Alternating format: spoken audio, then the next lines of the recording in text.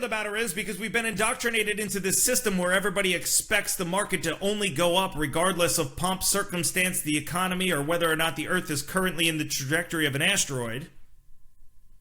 Now that we're indoctrinated into that system, the Fed is playing this game of we've got to make everything conform to that when it comes to the stock market. So we can't make people uncomfortable, right? And the problem now is we're getting uncomfortable even though things are quote-unquote great, right? So if you subscribe to monetary policy the way that it's been undertaken over the last 10 years, for all intents and purposes, everything's good, right? Inflation's low, according to the Fed. Asset prices are higher. So why are you getting uncomfortable now? This is the problem. The problem is the tolerance that people... There it goes. The fucking phone is ringing. Unbelievable. The problem is that the tolerance that people used to have for comfort used to be very different, right? We scared the fuck out of ourselves with these crashes, right? In the 80s, and then the dot-com crash, and now the real estate crisis, and we want to prevent it from happening again.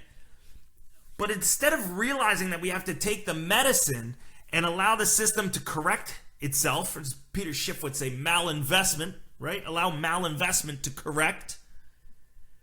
What we have done is we've gotten so fucking trigger happy to prevent any type of discomfort at all that now, to the outside observer, if 10 years ago, if you imagine if you tell somebody 10 years from now, the stock market's going to be at 25,000, okay?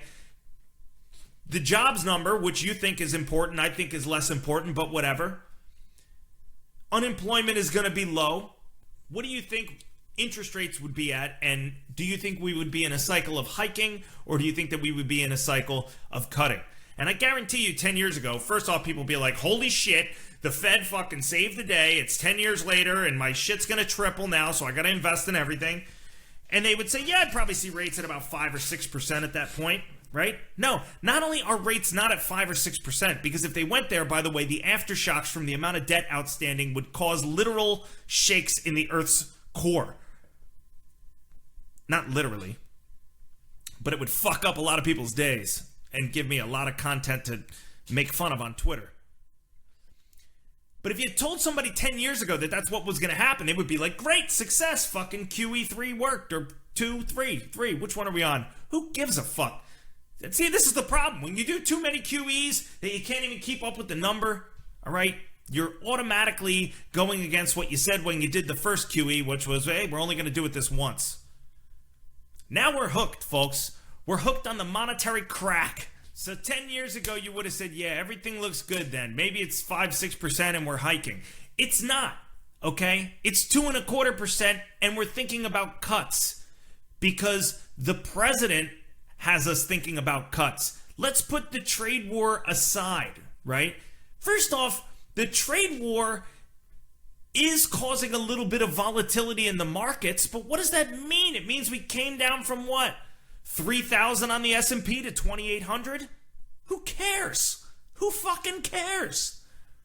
We have to address every little bump, every little hiccup along the way. And now, because Trump has really, I think from a political strategy standpoint, put something together here where he's going to get his rate hikes and solve the tariff problems in 2020, which is going to cause the market to go apeshit. Pretty good strategy by him, actually, if that's what he's doing. And I know people will have varying opinions on that, whether he is capable of playing 3- and 4-dimensional chess. But that's besides the point. Yes, the tariffs are making things a little bit volatile, but we don't have to step in every time there's volatility. Do you realize what's going on right now is not a bad thing? It's not a bad thing. The market can't go up every day forever. I mean, certainly the Fed wants to rig the macroeconomic system so that it can. But even then, even under the rigged rules, even when you plug the Fed into the game genie, like I always say, and then blow on it and stick it into the Nintendo, even then the shit doesn't work all the time. And it's not healthy for us to have the expectation that equities need to move higher all the time and then base our monetary policy on that. Because it is leading us down a road where we're really not going to have any options when there is a problem. And that is the big deal of what's going on here.